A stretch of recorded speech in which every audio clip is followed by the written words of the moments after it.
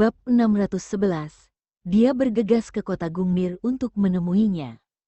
Vito tersadar dan mengeluarkan ponsel dari sakunya. Yang meneleponnya adalah asisten Gisa.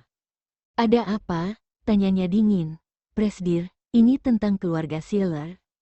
Di sisi lain telepon, asisten Gisa entah kenapa bisa merasakan ada hawa dingin di lehernya dan mengubah kata-katanya. Lebih baik kamu langsung cek trending topik di Instagram." Mendengar perkataannya, Vito dengan tidak sabar mengakhiri panggilan dan langsung membuka internet. 5 teratas trending topik berita semua berkaitan dengannya. Urutan ke-7 dalam trending topik adalah Hercules keluarga Sealer vs kembalinya Dewi Liam. Dia mengklik trending topik itu dan langsung melihat foto-foto yang terlampir di berita itu. Di foto-foto itu, Matthew yang terlihat cemas sedang merangkul Albert yang memakai piyama dan berjalan keluar. Isi berita tersebut pada dasarnya mengatakan bahwa Matthew dan Albert adalah sepasang kekasih dan keduanya kini sedang membuat drama kolosal bersama. Komentar-komentar di Instagram sepertinya telah menimbulkan opini publik, mengatakan bahwa Albert kembali karena punya niat jahat pada keluarga Sealer dan juga ada banyak netizen yang bilang kalau mereka cukup romantis.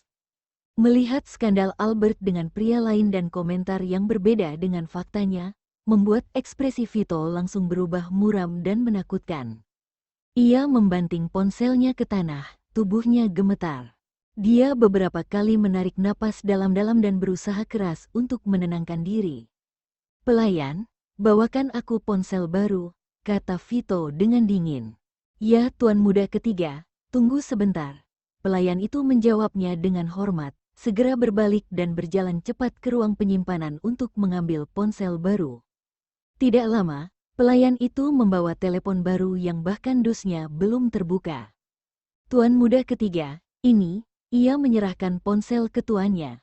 Lalu pelayan itu mengambil SIM card dari ponsel yang sudah rusak dan menyerahkannya kepada Vito.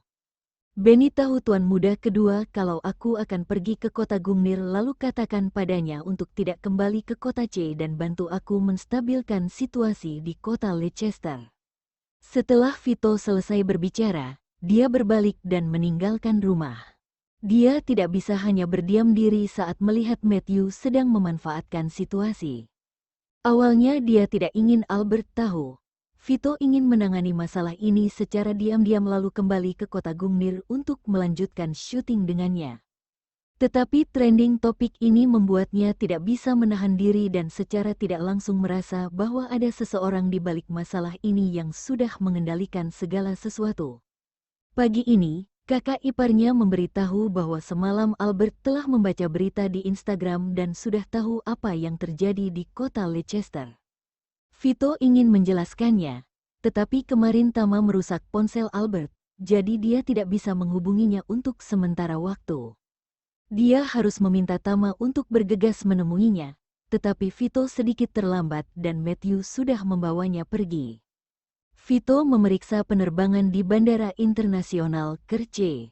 Kebetulan ada penerbangan ke kota Gungnir yang akan berangkat 1,5 jam lagi. Jadi dia langsung menelepon penanggung jawab eksekutif bandara dan memintanya untuk menunggu sebentar.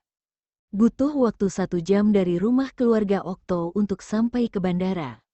Sebelum lepas landas, Vito sudah menyuruh seseorang untuk segera mencari tahu di rumah sakit mana Albert berada. Dari kota Leicester menuju ke kota Gungnir membutuhkan waktu sekitar 3 jam penerbangan. Tetapi semakin ke selatan, cuacanya semakin memburuk dan demi alasan keselamatan, kecepatan penerbangan harus diperlambat. 4 jam kemudian, pesawat memasuki langit di wilayah kota Gungnir. Tapi radio pesawat berkata bahwa mereka tidak mungkin bisa mendarat di kota Gungnir karena hujan lebat dan bahan bakar pesawat tidak mencukupi untuk terbang kembali ke kota Leicester. Sehingga terpaksa melakukan pendaratan darurat di sebelah kota Gungnir. Ketika para penumpang di pesawat mendengar kabar itu, beberapa dari mereka menghela nafas tidak berdaya. Sementara yang lain marah dan berkata bahwa mereka bergegas datang ke kota Gungnir karena ada urusan yang mendesak. Jika mereka mendarat di kota sebelah, maka mereka akan terlambat dan menuntut pihak maskapai untuk memberi kompensasi. Para pramugari hanya bisa mencoba menenangkan emosi para penumpang dan memberitahu mereka mengenai apa yang akan dipertaruhkan jika tidak mendarat di kota sebelah. Di kabin kelas 1, Vito bisa memandang kota Gungnir dari dekat, tetapi tidak bisa mendarat karena hujan lebat. Hatinya menjadi semakin kesal. Wajahnya sangat muram sehingga ia hampir meneteskan air mata, tetapi dia tidak bisa melakukan apapun. Meskipun Vito sangat cemas, tapi karena dia adalah Presdir Kerce International, tentu saja ia bisa memerintahkan pilot untuk mendarat di kota Gungnir. Tapi melakukan hal itu tentu sangat berbahaya dan dia tidak akan pernah membiarkan seluruh penumpang di pesawat mengambil resiko karenanya. Vito menarik napas dalam-dalam, melihat jam tangannya yang sudah menunjukkan waktu lebih dari jam 6 sore. Dalam benaknya, dia menghitung bahwa dari penerbangan dari kota Gungnir ke kota sebelah butuh waktu sekitar 40 menit dan kemudian kembali dari kota sebelah ke kota Gungnir butuh waktu sekitar 2 jam. Begitu turun dari pesawat, Vito segera menghubungi bawahannya di kota Gungnir dan memberitahu bahwa mereka belum tahu keberadaan Albert. Ada aturan di kalangan orang kaya yang berkata, keluarga Sealer dan keluarga Octo dari Leicester, jangan saling menyinggung. Keluarga Sealer adalah keluarga terkaya di kota Gungnir dan hanya berada di belakang keluarga Octo yang terkaya di seluruh negara. Kedua keluarga tersebut sama-sama kuat dalam dunia bisnis, namun mereka bukanlah rival. Kedua keluarga itu memiliki kesepakatan diam-diam untuk menjaga kesejahteraan ekonomi dan bisnisnya masing-masing. Di kota Gungnir, sebagian besar rumah sakit dimiliki oleh keluarga Sealer. Bahkan jika orang yang dikirim Vito menunjukkan identitasnya, mereka juga tetap tidak bisa mencari tahu tentang Albert. Setelah selesai bicara dengan bawahannya, Vito menelepon seseorang lagi. Presdir Vito, jangan cari masalah. Di telepon, terdengar suara malas dan tegas Thomas Sealer. Vito mengangkat tangannya dan menyisir rambutnya ke belakang. Dia tidak punya waktu untuk bicara omong kosong dengannya dan bertanya langsung, Thomas, di mana Albert? Presdir Vito, bukan aku yang membawa Albert. Sepertinya kamu bertanya pada orang yang salah. Thomas terkekeh, tenang dan elegan, seperti anak bangsawan pada umumnya. Matthew adalah saudaramu dan dia membawa Albert. Mana mungkin kamu tidak tahu di mana Albert? Aku tanya lagi, di mana dia? Vito menyadari kalau orang ini mau bermain-main dengannya. Jadi ia berbicara dengan nada tegas dan telapak tangannya yang besar mencengkeram erat ponselnya. Matthew sudah berumur 27 atau 28 tahun dan sebagai kakaknya aku tidak punya hak untuk ikut campur dalam urusannya. Thomas tersenyum mengejeknya, tetapi berkata tanpa daya, Nona Albert ada di salah satu rumah sakit milik Matthew. Tapi aku tidak berani tanya tentang keberadaan Nona Albert karena aku takut dia marah dan akan membunuh kakaknya sendiri. Tidak apa-apa, jika aku sudah menemukan Albert dan kalau aku emosi, maka aku akan membunuh Matthew duluan. Kamu jangan salahkan aku, Vito menggertakkan giginya, membentak dan mengancamnya. Vito, seluruh kota Gungnir tahu bahwa aku sangat menjaga keluargaku. Jika kamu berani menyakiti Matthew, aku sebagai kepala keluarga Sealer akan melakukan segalanya untuk melawan dan membalas dendam pada keluarga Octo. Thomas tidak takut saat menghadapi ancamannya dan suaranya tiba-tiba jadi menyeramkan. Setelah terdiam beberapa saat, dia melanjutkan kalimatnya. Dan aku bisa jamin jika kamu menyakiti Matthew, Albert pasti akan membencimu. Kamu suka Albert dan Matthew juga tidak akan bisa menikahi Nona Albert. Kalau kamu memang benar-benar mampu, kamu bisa cari tahu keberadaan Nona Albert dengan kemampuanmu sendiri dan jangan datang hanya untuk mengancamku.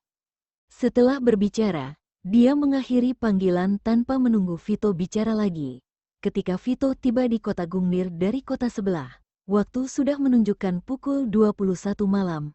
di rumah sakit keluarga Sieler tidak ada catatan rawat inap Albert dan seluruh video CCTV di kota Gungnir benar-benar sudah dihapus dan tidak bisa mencari tahu di rumah sakit mana Matthew membawa Albert melalui video CCTV. Bab 612. Sembunyikan dia. Vito memerintahkan bawahannya untuk berjaga di setiap rumah sakit milik keluarga Sieler. Kemudian dia membawa selusin pengawal dan pergi mencari dari satu rumah sakit ke rumah sakit lainnya, memukuli mereka yang berani menghentikannya. Mereka yang berani menyembunyikannya juga akan dipukuli.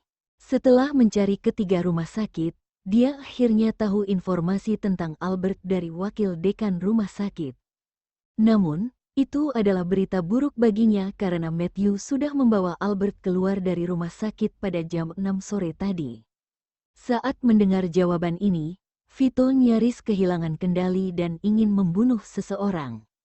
Keluarga Sieler setidaknya memiliki selusin properti di kota Gungnir dan seluruh kota Gungnir berada di bawah kendali keluarga Sieler. Jika Matthew ingin menyembunyikan seseorang, ditambah bantuan keluarga Sieler yang melindunginya, dia takut akan membutuhkan waktu yang agak lama untuk menemukan Albert. Setelah memikirkannya, Vito menelepon Thomas lagi. Di mana Matthew? Dia menahan emosi di dalam hatinya dan bertanya dengan suara yang dalam. Di salah satu rumah sakit keluarga Sieler, tapi aku tidak berhak mengungkapkan rumah sakit yang mana. Aku takut mati. Jawab Thomas sambil tersenyum. Thomas, kalau si brengsek Matthew berani menyentuh Albert, keluarga Sielermu tidak perlu jadi musuh keluargaku Okto dan keluargaku Okto akan benar-benar menghancurkan keluarga Sielermu. Kamu bisa mencobanya. Urat dahi Vito terlihat jelas dan kata-katanya penuh dengan aura pembunuh. Meskipun keluarga Sieler adalah keluarga kedua terkaya di negara R, tapi ia berada di belakang keluarga Okto. Tetapi jika keluarga Sieler mau cari masalah dengan keluarga Okto, mereka mungkin bisa mengalahkan 50% lawan tapi akan kehilangan segalanya. Untuk keluarga Okto sebaliknya, mereka bisa mengalahkan semua lawannya dan hanya kehilangan 50% orangnya. Keluarga Okto benar-benar akan mempertaruhkan nyawanya dan bisa mengalahkan keluarga Sieler, tapi keluarga Sieler tidak akan bisa mengalahkan keluarga Okto. Nona Albert sakit demam tinggi dan radang paru-paru. Di sana, Thomas membaca surat riwayat penyakit dan perlahan berkata, Matthew tahu bahwa kamu akan datang ke kota Gungnir, jadi dia membawa Nona Albert dan mengeluarkannya dari rumah sakit. Tapi kemana dia membawanya, aku benar-benar tidak bisa mengatakannya atau aku akan mati. Saudaranya sendiri tega sampai ingin membunuhnya. Skandal adik laki-lakinya dan Albert diposting pada siang hari dan itu hampir membunuhnya.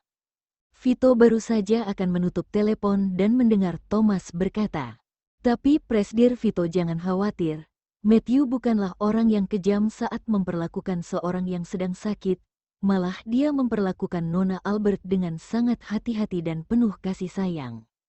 Jika bawahanmu tidak bisa menemukan Nona Albert, kamu tidak perlu terburu-buru. Setelah kondisi Nona Albert membaik, tentu saja Matthew akan membiarkannya kembali untuk melanjutkan syuting. Selain itu, lebih baik Presdir Vito selesaikanlah semua masalah di kota Leicestermu terlebih dahulu sebelum menemui Nona Albert. Di villa pegunungan, ketika Albert bangun, dia memegang dahinya dan demamnya sudah turun.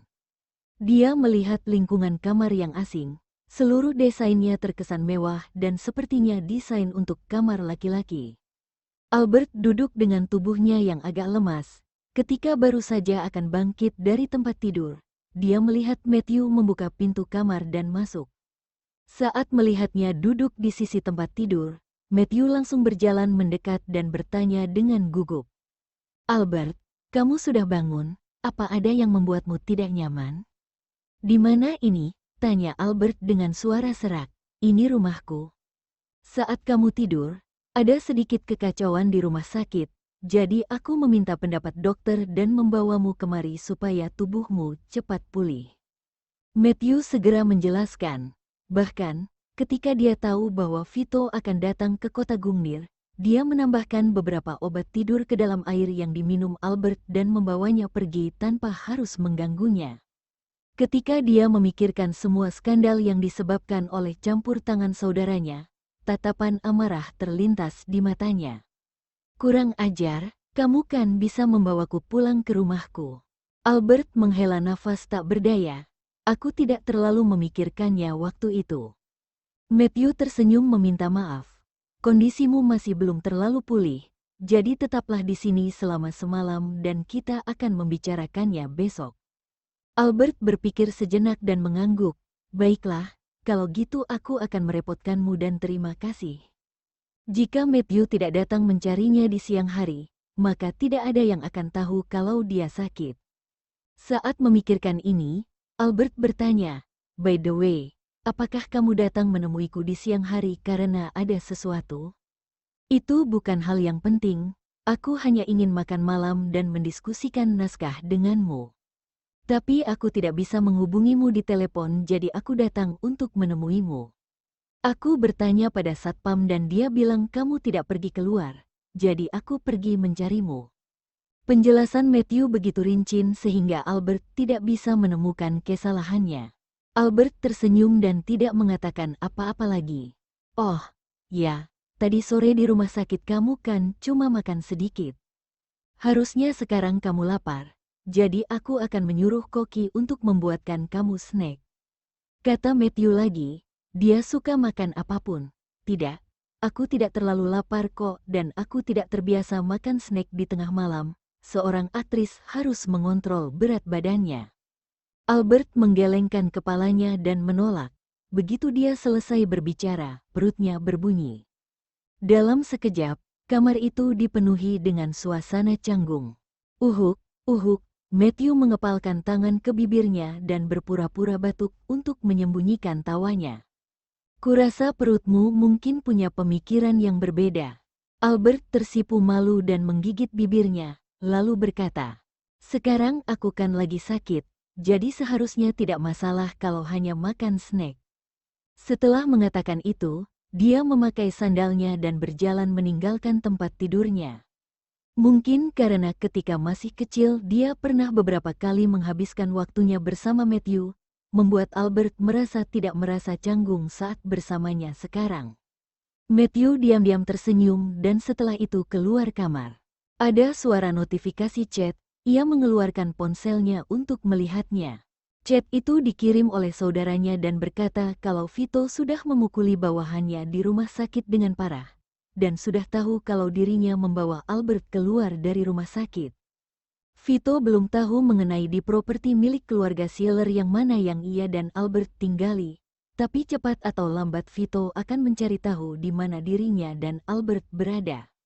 Setelah membaca pesan itu, dia mendengus jijik dan membalas Thomas dengan 3 kata, "Oke, aku paham." Bagaimana jika Vito bisa menemukannya? Bahkan jika Vito muncul di depannya sekarang, dia juga tidak takut. Matthew tidak pernah berpikir untuk menyembunyikan Lily selamanya, apalagi dia harus syuting film dengan Lily. Menaruh ponselnya, Matthew berusaha menyembunyikan amarahnya dan turun ke bawah dengan ekspresi tenang. Di meja makan, terlihat beberapa jenis bubur dan hidangan pasta, semuanya adalah makanan yang mungkin disukai oleh Albert. Lalu Albert menatap Matthew dengan heran. Lalu muncul sebuah pemikiran bahwa Matthew ingin tahu makanan apa yang disukainya. Dengan hal seperti ini dia pasti akan mengetahuinya. "Tuan Matthew, boleh aku pinjam ponselmu? Aku mau menelepon Dea." Tanyanya sambil makan. "Ini, kamu tahu kan passwordnya?" Matthew memberikan ponselnya kepada Albert tanpa ragu-ragu. "Terima kasih." Albert bahkan tidak ingat nomor ponsel Kina. Tapi Dea biasanya tinggal sekamar dengan kakaknya. Jadi dia juga akan menelepon Clayton dan mencoba beberapa kali untuk mengingat nomornya. Ia memilih video call dan dijawab dengan cepat. "Mommy, apa yang kamu lakukan? Kamu tidak memikirkan Dea ya? Dea kangen lo. Kemarin kamu tidak telepon Dea." Dia muncul di layar ponsel sambil tersenyum cerah dan bertanya dengan imut.